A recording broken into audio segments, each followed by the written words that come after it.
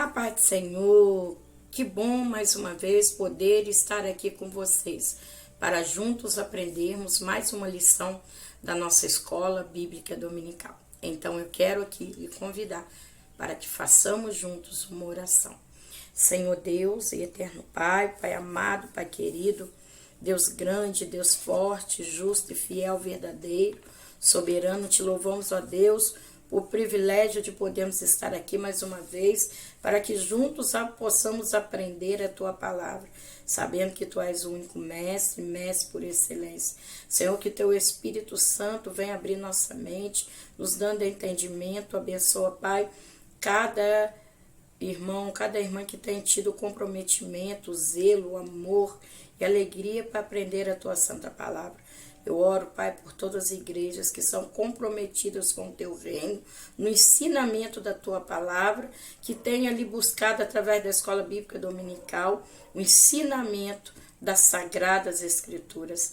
Pai, te apresenta este canal, te apresenta a minha vida, Senhor, que seja tudo para a honra e glória do Teu nome. Senhor, continue nos dando força, graça, saúde e vigor para que possamos fazer a Tua obra. É o que nós te pedimos e já te agradecemos em nome de Jesus Cristo. Amém. Gente, que bom! E dessa vez nós chegamos aqui, nossa, gente, bem em ciminha, mas deu tempo de chegar e trazer essa lição para vocês. Bom, deixa aqui me apresentar, né? Para você que está aqui pela primeira vez, meu nome é missionária Luciene Neto Faria, eu sou aqui da cidade de Juiz de Fora, sou membro da Assembleia de Deus em Linhares e como você, eu amo e desejo, e a minha oração é que o Senhor, Ele me ensine a sua santa palavra. Desde os primórdios da minha conversão, eu busco aprender as escrituras sagradas e estou envolvida ali com a escola bíblica dominical, aonde também hoje sou superintendente e professora da EBD. Bom, antes que nós iniciemos a nossa lição, já estamos aqui apresentados e eu te convido também a dizer de onde você é, qual cidade você é, será um prazer lhe conhecer. Eu quero te convidar a inscrever neste canal. Gente, é um desafio muito grande. Foram 3 anos de oração ao Senhor, e o Senhor falando ao meu coração, até chegar o tempo de Deus, de eu passar por aqui e deixar as aulas para vocês. Como eu sempre digo, todos nós somos alunos de Cristo. Somente Cristo é o mestre, mestre por excelência.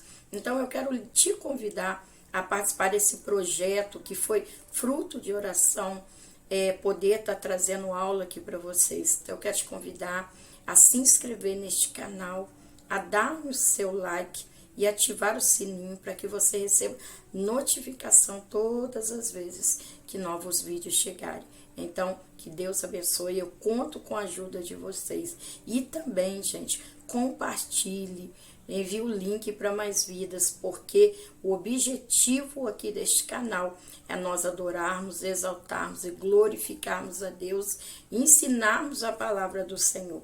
Então, vamos nos ajudar? Que Deus os abençoe. Então, vamos lá. Nós estamos aí na 4ª lição. Estamos aí todo esse trimestre sobre ali o tema, né, da nossa revista, o Deus que governa o mundo e cuida da família, onde nós temos ensinamentos divinos que são ali extraídos dentro do livro de Esté e também do livro de Ruth, que são ensinamentos para a nossa geração. E hoje nós chegamos na lição 4, cujo tema é o encontro de Ruth com Boaz. Vamos lá? Nosso texto áureo. O Senhor galardoe o teu feito e seja cumprido o teu galardão do Senhor, Deus de Israel, sob cujas asas te viestes abrigar. No livro de Ruth, capítulo 2, versículo 12. Vamos agora para a nossa verdade prática. O verdadeiro e puro modelo de bondade é servir uns aos outros de coração, confiando na fidelidade e na justiça de Deus. A nossa leitura bíblica em classe, ela se encontra ali no livro de Ruth, no capítulo 2, do versículo 1 ao 4 e depois os versículos 11, 12 e 14. E tinha Noemi, um parente de seu marido, homem valente e poderoso, da geração de Elimeleque, e era o seu nome Boaz. E Rute, a moabita, disse a Noemi: deixe-me ir ao campo e apanharei espigas atrás daquele em cujos olhos eu achar graça. E ela lhe disse: vai, minha filha. Foi, pois, e chegou, e apanhava espigas no campo após os segadores, e caiu-lhe em sorte uma parte do campo de Boaz, que era da geração de Elimeleque. E eis que Boaz veio de Belém e disse aos segadores: o Senhor seja convosco. E disseram-lhes eles: o Senhor te abençoe. E respondeu Boaz e disse: bem se me contou quando fizestes a tua sogra, depois da morte do teu marido, e deixaste a teu pai e a tua mãe a terra onde nascestes, e vieste para um povo que dantes não conheceste. O Senhor galardoe o teu feito, e seja cumprido o teu galardão do Senhor, Deus de Israel, sob cujas asas te viestes abrigar. E sendo já hora de comer, disse-lhe Boaz: achega-te aqui e come o pão, e molha o teu bocado no vinagre. E ela se assentou ao lado dos segadores, e ele lhe deu um trigo tostado, e comeu e se fartou, e a Elinda lhe sobejou. Objetivos da lição: apresentar a proposta de Noemi, primeiro ponto. Segundo ponto, abordar a convicção amorosa de Ruth em relação à sua sogra. Terceiro ponto, refletir a respeito da lei da semeadura na colheita de Ruth. Nós vamos ver que nossa revista ela consiste em 3 tópicos, cada um possuindo 3 subtópicos. O primeiro tópico Boaz, o remidor. O segundo tópico, o carinho de Boaz para com Ruth. E o nosso terceiro tópico, a colheita de Ruth e a sua sobrevivência. Então, agora vamos lá para o tópico 1. O tópico 1, nós vamos observar em nossa introdução, como nós pontuamos há pouco, nós vamos ver que nós estamos tendo aqui ensinamentos divinos, né, todo esse trimestre, dentro do livro de Ruth e de Esther. Na lição passada, nós falamos ali, dentro do livro de Ruth, acerca da amizade de Noemi com Ruth. Já hoje, nós vamos aqui estar falando sobre a providência do Senhor. Quando nós vamos ver, hoje nós vamos falar sobre Boaz. Sim, Boaz, ele aparece no livro de Ruth a partir ali do capítulo 2, vai falar acerca de Boaz. E esse Boaz, ele é algo que Deus providenciou, alguém que Deus providenciou para a vida de Ruth. Nós vamos ver aqui no decorrer dessa lição. Só que essa lição, como eu gosto muito de pontuar algumas palavras inseridas no tema da nossa lição, essa lição ela vai falar um encontro de Ruth e Boaz. A palavra encontro, ela significa o quê? Ela significa ir na direção, ir ao encontro de. Então, nós já sabemos acerca de Ruth, falaremos bastante sobre Boaz, mas nós estamos vendo aqui um encontro, e este encontro nós vamos ver que é a providência divina, ou seja, um ato divino, o Deus provedor, acerca um resultado de uma ação que Ruth teve lá desde quando ela se posicionou para ali sair de Moabe, porque Ruth ali entregou a vida ao Senhor. Então, nós vamos falar hoje justamente desse encontro, que não foi algo marcado por Ruth e Boaz, mas foi algo marcado pelo próprio Deus. Citaremos aqui o texto em Romanos, carta aos Romanos, carta de Paulo aos Romanos, no capítulo 8, no versículo 28.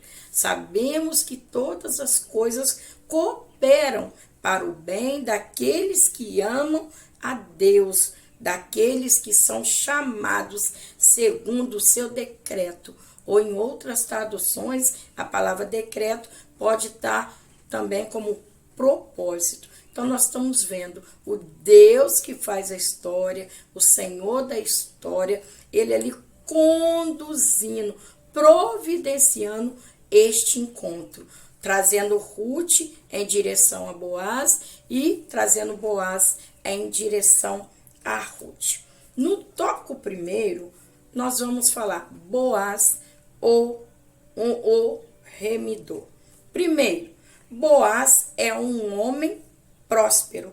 Nós vamos ver que o capítulo 2, ele apresenta Boaz, trazendo assim sobre as suas características. Algumas pontuações que nós vamos ver, que ele é um homem valente e poderoso. O termo poderoso aqui, ele se enquadra na parte de um caráter íntegro. Ou seja, Boaz é um homem de caráter íntegro. E não só de um caráter íntegro. Ele também é um homem influente. Ele tem um poder econômico, ou seja, um homem que ali, ele é bem resolvido na área da agricultura, seria um grande fazendeiro nos dias atuais, né? Porque ele tinha ali uma plantação de cevada e também de trigo. Mas o que traz a conduta de Boaz não é só esse poder econômico, mas acima de tudo esse caráter íntegro que ele tem. Esse caráter é o que destacava Boaz. Ele era um homem que tinha toda uma condição financeira, mas a sua qualificação não se atribuía exatamente nisso, mas num caráter que ele mantinha, de um homem que íntegro, de um homem que ainda com produtor rural, que era um produtor rural, mas era um grande, né? Tinha um grande agronegócio, mas era um homem que tinha um caráter íntegro. Então, Boaz, ele era um homem que tinha essas qualificações. Ele era um homem bem-sucedido na parte financeira e um homem que tinha em si um excelente caráter. Quando nós vamos ver a forma, né, da tradução do nome de Boaz, pode estar ligado à rapidez, à força, o significado desse homem, ou até mesmo filho da força. Então, Boaz, ele tinha ali qualificações para cumprir os requisitos como remidor. E agora, nós vamos aqui ver sobre Goer e Levi. Quando nós vamos ver aqui, primeira expressão que fala sobre Boaz, que ele veio da geração de Elimeleque. Haja vista que nós não podemos dizer aqui qual era o parentesco de Boaz com Elimeleque, mas a Bíblia diz que ele era o parente mais próximo, era um parente próximo. Nós vamos ver aqui que a tradição, né, a tradição rabínica, eles acham que Boaz era um sobrinho ali de Elimeleque. Mas o fato que nós podemos entender bem é que ele era um parente próximo. Quando nós vamos ver, entender um pouquinho acerca ali da lei do remidor, ou Goer, que quer dizer, né, resgatador, remidor, está ali em Levítico 25:47, nós vamos ver que ali fala daquele que pode resgatar, e havia algumas questões sobre isso. Primeiro, tinha que ser um parente próximo,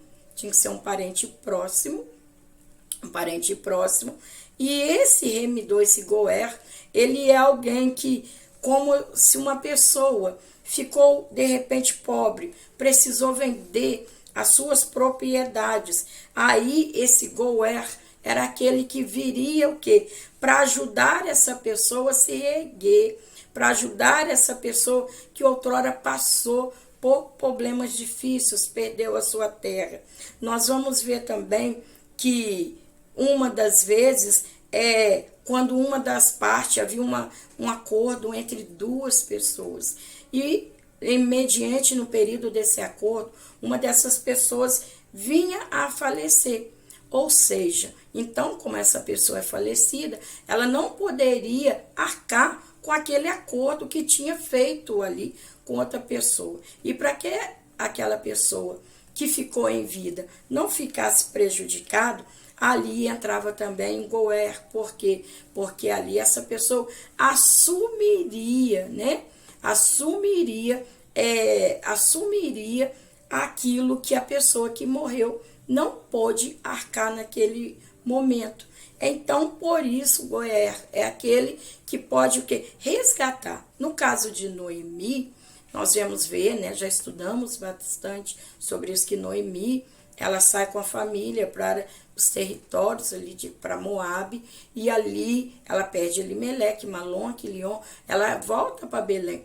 E entendemos que ali ela tem ainda uma propriedade que está ali à venda. E Noemi não tem, ela não tem essas condições. Ela é uma viúva, ela não tem mais os filhos, e ali nós vamos ver que ela chega ali e ela não tem condições de pegar as suas terras novamente. Então ela precisa de um Goer, ela precisa de um remidor, ela precisa de um resgatador. E esse resgatador, ele tem que ser alguém o quê? Da parentela, ou seja, por isso que o texto fala que Boaz é da geração de Elimeleque, porque ali, para que as famílias não fossem perdendo, né, os seus campos, as suas fazendas para outros clãs ou para outras pessoas, então vinha aquele parente mais próximo para fazer o resgate. Por isso que nós vemos aqui o Goer.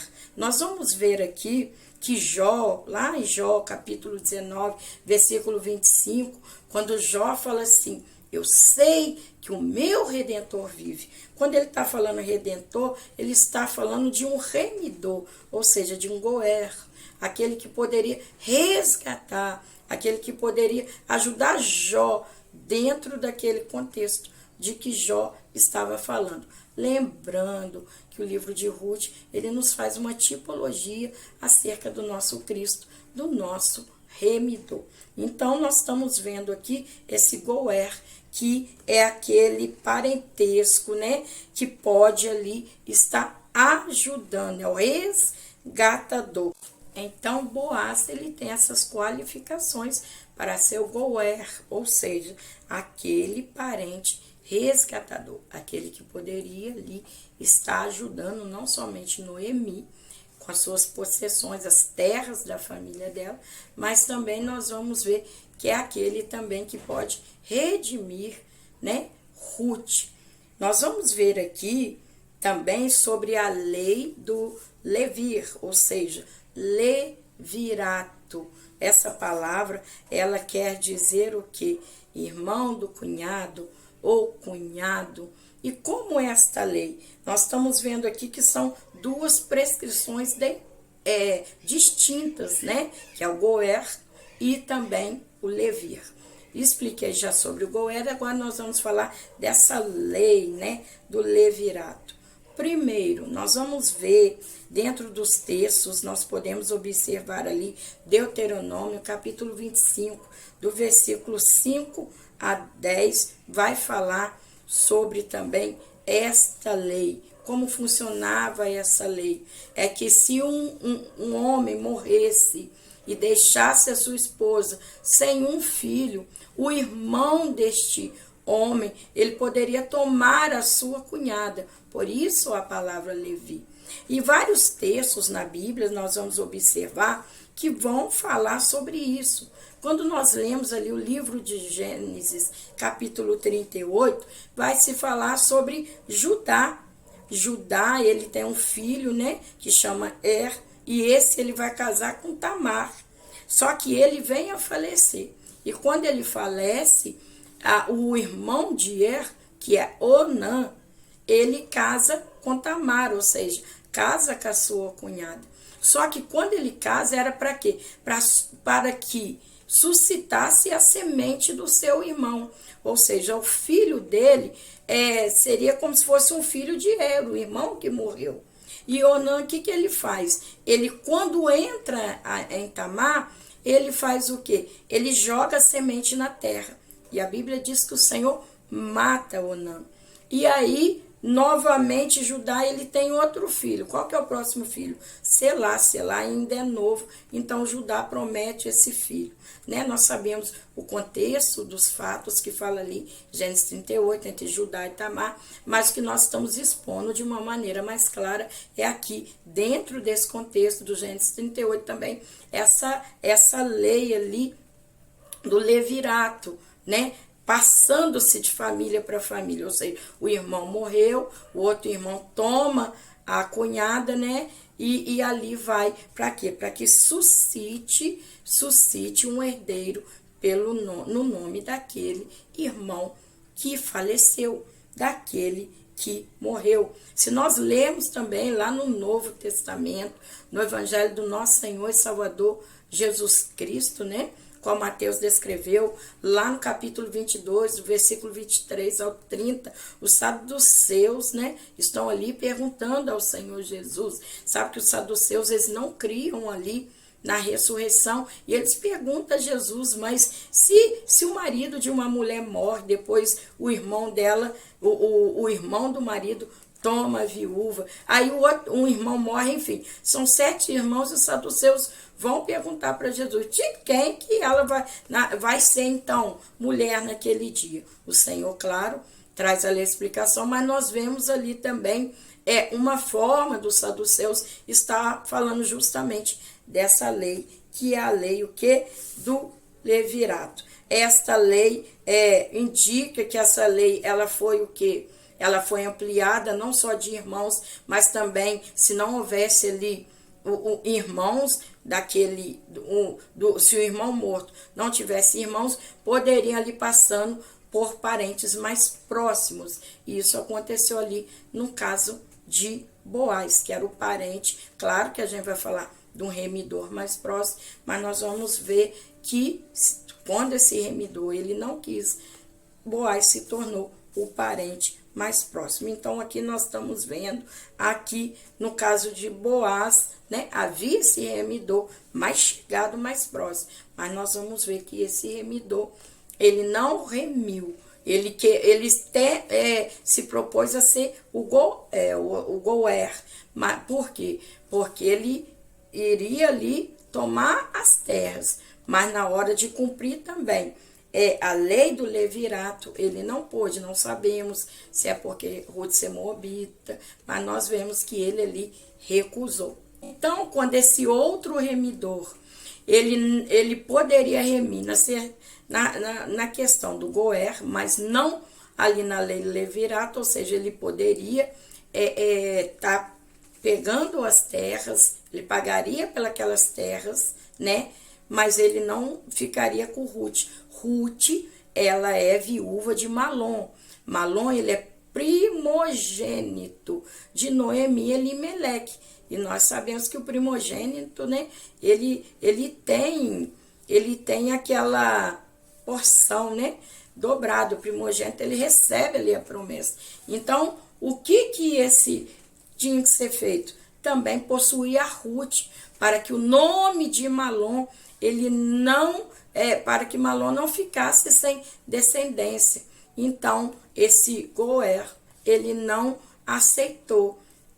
Também está ali fazendo essa lei do levirato, ou seja, possuindo Ruth. E ali nós sabemos, né, que ali esse remidor mais próximo entrega o sapato para Boaz, e ali Boaz, em frente aos anciãos, que foi ali na porta da cidade, ali, né, era onde todo mundo se passava, entrava e saía, e onde Boaz juntou ali os anciões para que eles pudessem estar julgando exatamente essa causa. Então, nós estamos vendo ali que Boaz, ele foi o remidor, e ele juntou essas duas prescrições, embora distintas. Ele foi o Goer e ele também cumpriu a lei do levirato. Outra pontuação aqui no subtópico 3, temor e respeito. Quando nós vamos ver também outra característica de Boaz, Boaz é um homem fazendeiro, tem negócios, né? Você vê que quando ele chega ao campo, né, como chefe daqueles ceifeiros que ali estão a serviço no campo que pertence a Boaz, nós vamos ali ser impactados com a forma que Boaz, ele sauda os seus, vamos dizer, colaboradores, né? Então, nós vamos aprender com Boaz aqui sobre o relacionamento patronal. Ou seja, quando Boaz chega no campo, ele cumprimenta os seus colaboradores dessa forma: o Senhor seja convosco. E eles vão responder a Boaz: o Senhor te abençoe. Olha que coisa maravilhosa e com um grande aprendizado, né, para todos nós, a forma que Boaz, ele trata os seus colaboradores, um relacionamento patronal com respeito, um relacionamento patronal com amor. Nós vamos ver aqui a atenção de Boaz para com seus funcionários, com aqueles que contribuem ali também, para que tudo ali dê certo. E hoje nos abre ali um leque. Muitas das vezes tem irmãos que Deus abençoe com uma empresa, ou que Deus abençoa que tem funcionário, e muitas das vezes são ásperos, são sem educação. Quantas das vezes, né, as pessoas falam assim: nossa, fulano é uma bênção na igreja, mas eu trabalho por fulano, ele é só o sangue de Jesus. Quem sabe você mesmo já ouviu alguém se reportar ao seu patrão, mesmo que cristão, tem uma postura totalmente diferente no ambiente do trabalho. E também há aqueles que se acham superiores aos outros, porque pagam o salário, porque estão ali a serviço dele e se acham melhores, superiores. Então, precisamos ali aprender com Boaz, que ele trata aqueles colaboradores humildemente e com amor e com alegria. Nós vamos ver aqui esse respeito patronal, a forma de tratar uns aos outros. Quando nós vamos ler a carta de Paulo aos Romanos, capítulo 12, versículo 10, diz assim: amai-vos fraternalmente uns aos outros, trate cordialmente, ameis cada um com honra, considerando todos superiores. Então a própria Bíblia nos chama a tratar uns aos outros cordialmente. E o que quer dizer a palavra cordialmente? Quer dizer amigável, né? Porque o patrão precisa do funcionário. O funcionário precisa do patrão. Aonde há respeito, aonde há esse amor, né?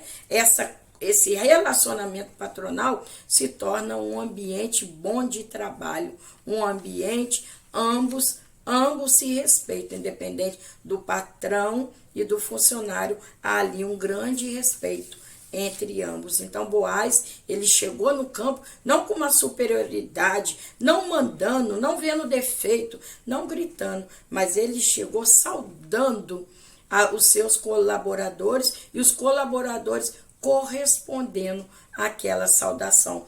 Perceba que o mesmo nível de saudação que Boaz deu aos colaboradores, Boaz também recebeu. Então, nós vamos já vendo aí, embora trataremos bem sobre isso no top 3, nós vemos a lei da semeadura, né? Um patrão que tem um trato com seus funcionários amigável, recebe também o mesmo trato. O tópico 2, o carinho de Boaz para com Ruth. O subtópico 1, 2, 3. Nós vamos falar aqui, iniciando, a pureza não exclui a ternura. Nós vamos ver que Boaz, quando ele chega no campo, sauda ali o cefeiro, sauda os colaboradores, né? E ele também é saudado por eles. Nós vamos ver que ele percebe uma moça. E, gente, interessante, né? Essa ação divina do Senhor. Boaz, ele percebe uma moça, uma mulher que está ali, o quê? Respingando espigas. E ele vai falar assim: de quem é essa moça? Aí um dos seus colaboradores vai dizer assim: esta é a Moabita, né? É a nora ali de Noemi, a Moabita. E nós vamos ver aqui que, informado de quem era, né, a Ruth, Boaz se dirige a ela de uma forma carinhosa, de uma forma o que? Respeitosa. Ele vê ela trabalhando, ele se informa quem é ela, e quando ele sabe quem é ela, ele chega próximo a ela, né? Ele vai conversar com ela de uma maneira carinhosa, uma maneira respeitosa. Ele chama ela de quê? Ele chama de filha. Ele a chama de quê? De filha. Nós vamos ver que o termo filha é usado em alguém da família. E é assim que ele sauda a Ruth, de uma maneira ali terna, de uma maneira carinhosa. E nós vamos ver que Boaz, ele fala para ela, ele já fala para ela, dá toda a liberdade dela trabalhar dentro do campo dele, e a gente poderia falar um pouquinho disso, né? Boaz dá liberdade, ela é estrangeira, ela é alguém que está chegou em Belém ali há pouco, mas ele dá liberdade para ela trabalhar ali, porque nós vamos ver agora mesmo sobre a reputação, essa conduta de Ruth dentro dessa moabita, dentro de Belém.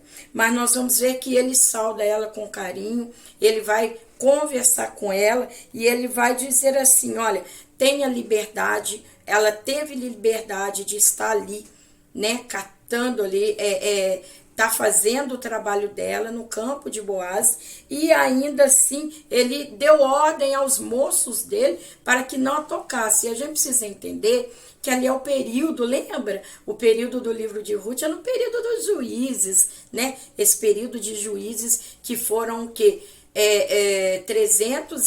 Mais ou menos 325 anos desse período do livro de Juízes, quando nós vamos ler, né, textos, principalmente o último capítulo, o último versículo 21, 25, qual fala que o povo estava como se não houvesse um rei. Então você imagina as coisas que estavam acontecendo naquele contexto, e Boaz já fala, olha, eu já dei ordem aos moços para que não te toque, anda com com as donzelas aqui do campo, porque essa preocupação, porque Ruth não conhecia, supostamente o campo era grande, Ruth não conhecia como as outras moças conheciam, então ela precisava de andar com pessoas certas para instruir, né? Pessoas que estavam ali há mais tempo para trazer essa instrução para Ruth. E Boaz fala para os rapazes, não te toque, ou seja, ela é uma moabita, mas ela está ali sendo respeitada como todas. Ela acabou de chegar, mas ela precisa ser respeitada. E a gente precisa ver que ali é um ambiente de trabalho de Ruth. E quantos ambientes de trabalho muitas mulheres passam ali por assédio moral, por assédio sexual, muitas das vezes até pelos próprios patrão. E nós estamos vendo aqui Boaz chegando a Ruth com todo o respeito, com todo o carinho. Tem chefes, né, que são ali, não respeitam as suas funcionárias, vem ali com esse assédio moral, com assédio sexual, como tem funcionários que não respeitam as mulheres ali no ambiente de trabalho. A mulher está indo ali para trabalhar, para executar o trabalho, e ali muitas das vezes é desrespeitado. Mas ali está vendo Boaz, um patrão que respeita, e também ali aqueles colaboradores de Boaz respeitando a Ruth. Enfim, né? Todos nós temos que nos respeitar. Os Salmos lá 37, do versículo 23, 24, fala assim, o Senhor firma os passos de um homem quando a sua conduta deste lhe agrada. Ainda que tropece, não cairá, pois o Senhor o sustentará pela mão. Boaz, ele era o quê? Um homem cavaleiro, um homem cordial. Nós vamos estar vendo também aqui sobre Deus está agindo, aqui no subtópico 2, a forma, né, que Boaz foi conduzido a Ruth. Ruth conduzido ao campo e Boaz conduzido ali a Ruth. Nós vamos ver como Deus, ele cuida de nós, como Deus cuida. Quando Boaz fala tão gentilmente com Ruth, tão carinhosamente com Ruth, ela fala assim, porque achei eu graça aos teus olhos, sendo eu uma estrangeira. Gente, olha o agir de Deus sobre isso. O tratamento de Boaz a Ruth foi tão lindo que ela mesma se surpreendeu. Ela disse: como posso eu achar graça? Achar graça aos teus olhos, ou seja, ao dono do campo, sendo eu ainda estrangeira, né? Ainda veio de Moabe, a gente já falou muito sobre os moabitas. Então, Ruth ali, ela se surpreende. O que é isso tudo? É Deus agindo. O agir de Deus nos surpreende. Tudo o que Deus faz nos surpreende. Nós não surpreendemos a Deus, mas Deus sempre nos surpreende. E quando Ruth vai falar para Boaz, como pode achar graça em mim? Boaz, ele vai dizer assim, que conhece a história de Ruth. E aqui nós precisamos aprender. Ruth é uma moabita, está em Belém. E o que predomina sobre Ruth? Qual é a reputação de Ruth? A reputação de Ruth é de alguém que serve, que ajuda. Todo mundo lá em Belém fala, essa daí, ela ajuda a sogra dela, ela está a serviço, ela auxilia. Então, a reputação de Ruth não é pela cor do cabelo, não é pela cor do vestido, não é pelas viagens que Ruth faz, e aqui trazendo pelos dias atuais, não é. A reputação é pelo serviço que Ruth presta. Oh, aleluia! Louvado seja Deus! É o trabalho que Ruth exerce de servir, de auxiliar sua sogra. É isso que faz a reputação de Ruth. O que quer dizer a palavra reputação? É conceito de alguém ou de um grupo, é algo que alguém vê sobre você e ali fica marcada uma característica sua. Então, Boaz está falando, eu já conheço a bela história, já conheço a tua história, Ruth. Eu já sei o testemunho que você tem, Ruth. Então, é o testemunho de Ruth, é o testemunho dela que trouxe esse tratamento de Boaz. Antes que Ruth conhecia Boaz, Boaz já conhecia Ruth pelo testemunho. Tem ali um ditado, não sei se eu vou lembrar agora, né? Eu sei que no finalzinho desse ditado diz assim, o testemunho arrasta. Às vezes as pessoas falam tanta coisa, mas é o testemunho que a gente vê. As palavras saem da boca, mas as atitudes que dão veracidade. Se aquelas palavras saídas pela boca são verdadeiras ou não. Então, Ruth tinha um testemunho. E isso nós precisamos ter. É um testemunho. É uma reputação. Como aqui, né? No caso, mulheres de Deus tem que ter reputação de mulher de Deus. Ruth falou, o teu Deus é o meu Deus. Então, ali não é Ruth, é Moabita. Ali agora é uma serva do Deus vivo. E igual também homens de Deus tem que ter o quê? Reputação. Foi o bom testemunho de Ruth que abriu portas. A qual que foi isso? Que Boaz chegou a ela pelo testemunho que ele já tinha ouvido sobre ela. Então, Deus estava agindo. Deus sempre age.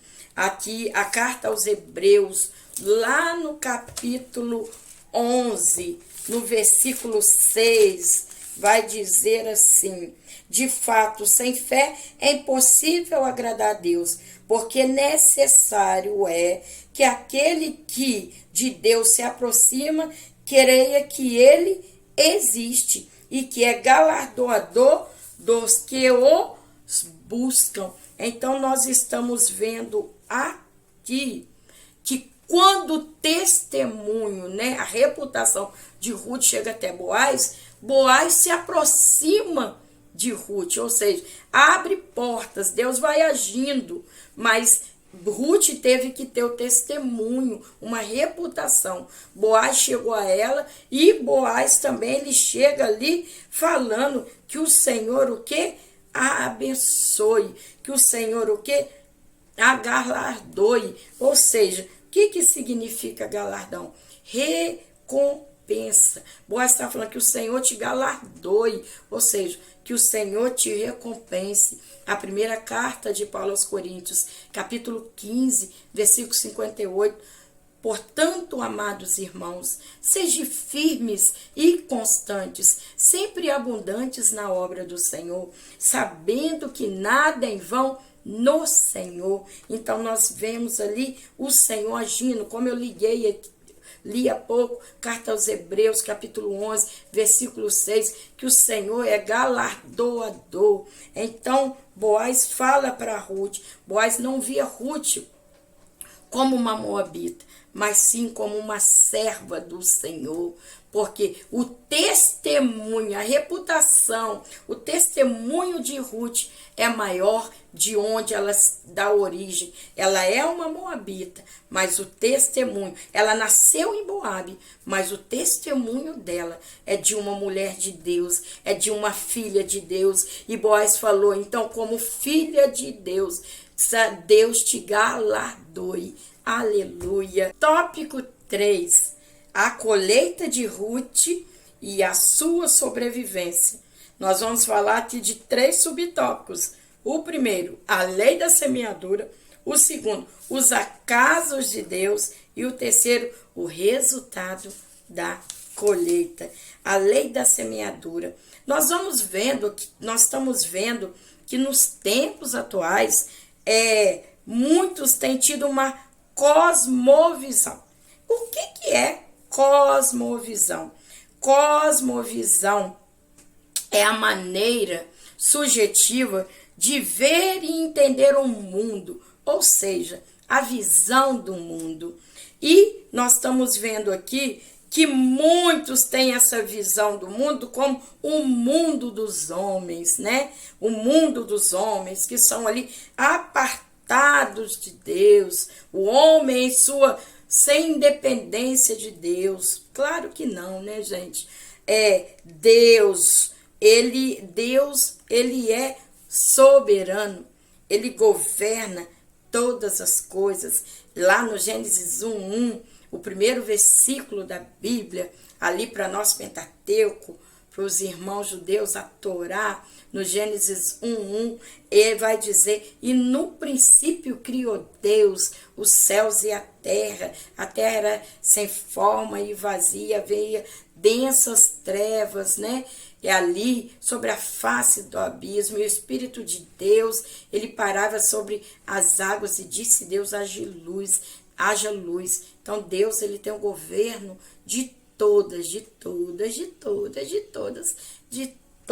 as coisas. Mas muitos têm se iludido, né, com essa cosmovisão, como se estivesse vivendo no mundo dos homens, que são ali apartados de Deus e não afetados por ele. Mas nós vamos ver ali que essa incredulidade é um fruto que ele tem o quê? Crescido. Essa visão essa visão dualista que eles têm tido, essa visão dualista, ou seja, de 2 princípios, mas pelo contrário, o nosso Deus é o Deus que tem todo o governo. Nós vamos ver que as Escrituras, nós vamos ver a realidade daqueles que confiam no Senhor. É Deus que tem todo o poder nos céus e na terra. Nós vamos ver a providência desse Deus na vida de Ruth. Ruth abandonou os deuses moabitas. Havia um deus moabita chamava Quemos, que ele exigia o quê? Sacrifício dos filhos, que os moabitas tinham que sacrificar seus filhos em adoração a esse Deus, né? Quemos. Então ele exigia sacrifício. Mas Ruth abandonou esses deuses moabitas e Ruth abraçou o único Senhor, aquele que deu o filho dele por amor a nós. Nós vamos ver que Ruth ali, ela se entregou a Deus, largando toda a sua cultura para trás. Ela largou tudo para trás e a partir desse momento ela começou a experimentar o que? a mãos de Deus trabalhando sobre a vida dela. Quando Ruth falou, o teu Deus é meu Deus, a vida dela mudou totalmente. Pois agora ela vai ser conduzida pelo Senhor. O Senhor vai direcionar a vida dela. Então, Ruth chega em Belém e ela não entende, nem Noemi tinha ali entendido o que Deus já tinha preparado. Por isso que a Bíblia diz assim, né? O apóstolo Paulo fala, né?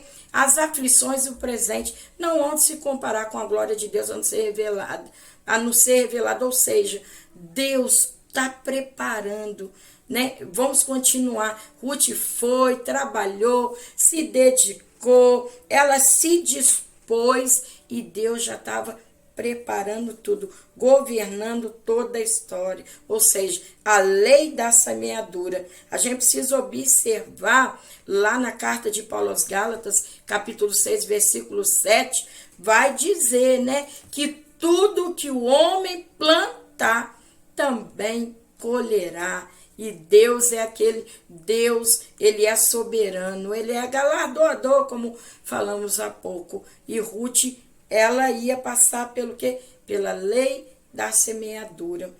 O outro ponto, os acasos de Deus. Interessante, gente. Nós vamos ver o primeiro sinal, né, dessa ação de Deus foi a escolha o quê? Aparentemente aleatória de Ruth. Gente, tantos campos que se tinha ali em Belém. Grande parte do povo vivendo ali da agricultura, no tempo da colheita, né, da cevada e também do trigo. Como pode Ruth ir exatamente para o campo, gente, desse parente que poderia ser um remidor?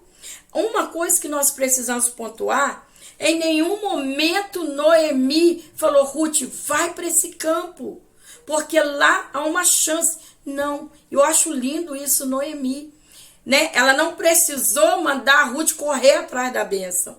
Ela apenas deixou Deus direcionar. E a gente, nesses nossos dias, precisamos aprender, gente, que tudo está sobre o governo de Deus.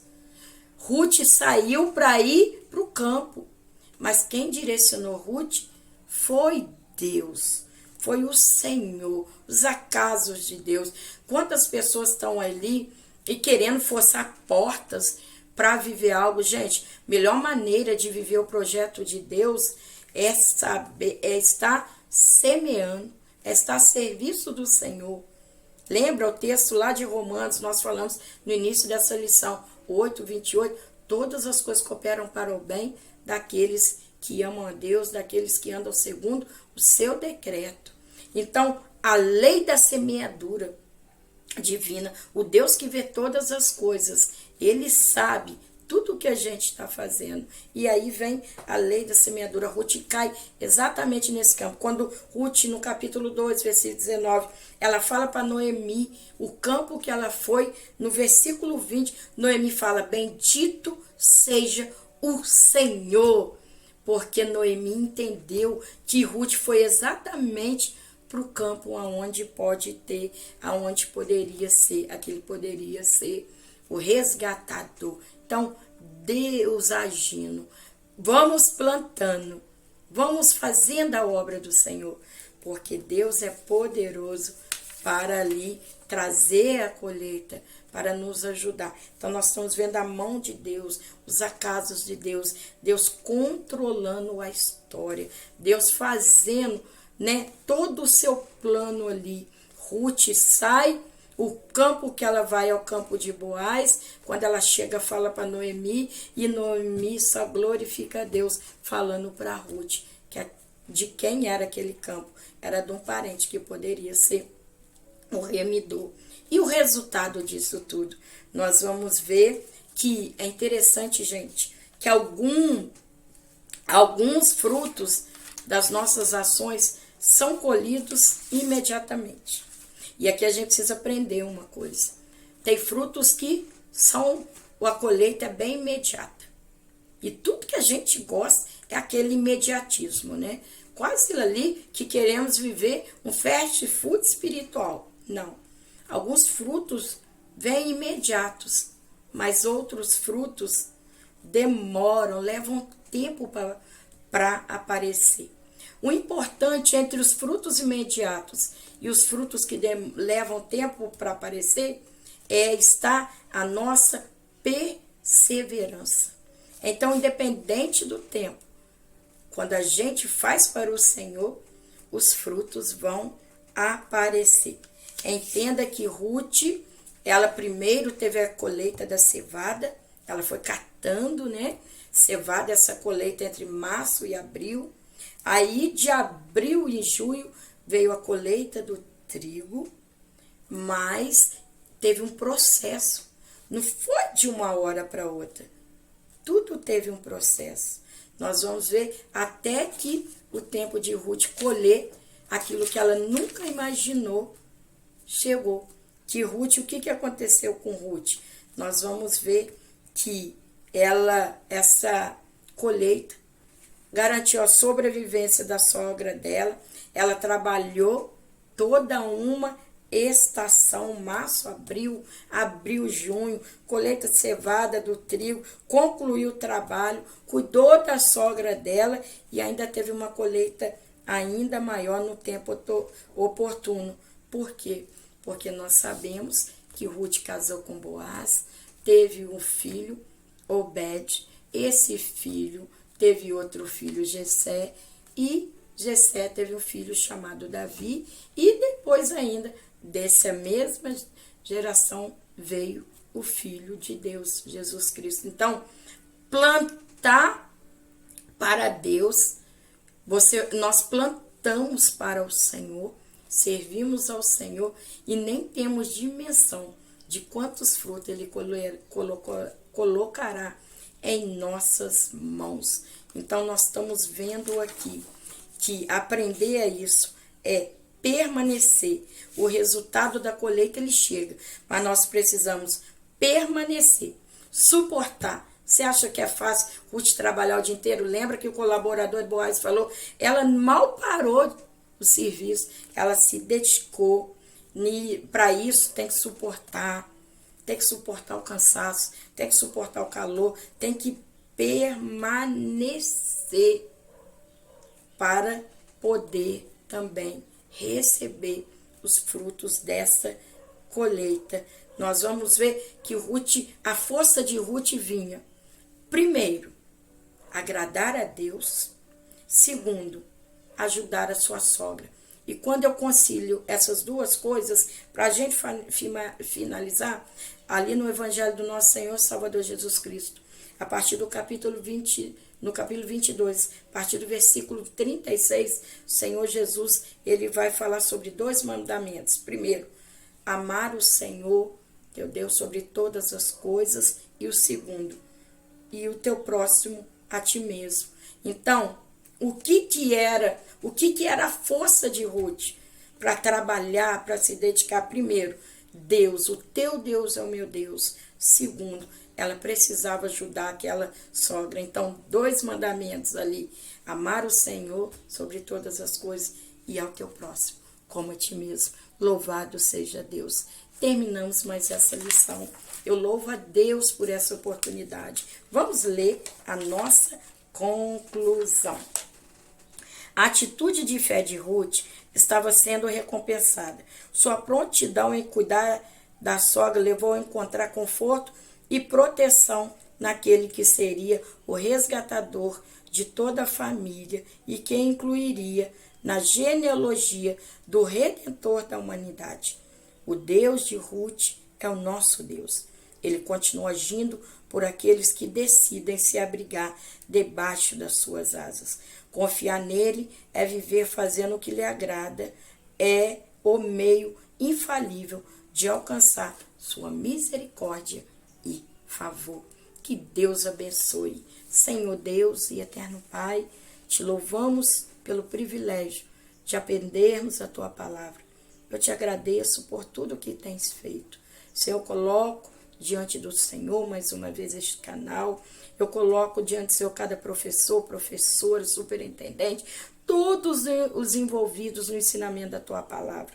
Pai, desperta a tua igreja para o estudo bíblico, aqueles irmãos que não valorizam mais de ir à escola bíblica dominical. Senhor, abre o coração de cada um, porque precisamos prosseguir em conhecer o Senhor. Pai, eu coloco, disponibilizo a minha vida para a tua obra. Me ensina a te servir, Pai. Senhor, eu te agradeço por tudo, por todos que aqui estão, Senhor. Eu coloco cada um em tuas mãos e te agradeço, meu Deus, do fundo do meu coração, por esse privilégio de aprender a tua palavra. Assim eu oro, te agradeço em nome de Jesus. Amém. Gente, obrigada. Deus abençoe. Olha bem, me conte aí. Você gostou da aula? E de onde você é? Me conte como tem sido aí, professor, professora, a sua aula. Eu espero que você esteja aí cada dia mais impulsionado para fazer o melhor para o Senhor. Porque o que acontece? A lei da semeadura, ela é clara. O Senhor fala para conosco. Olha, se inscreva no canal, por favor, em nome de Jesus, me ajude. Dê o seu like, ative o sininho para receber notificação e eu espero aqui vocês, aprove o Senhor, na próxima aula. Muito obrigada. Que Deus te abençoe. A Deus honra, glória, louvor e toda adoração. Em nome de Jesus. Amém. A paz do Senhor.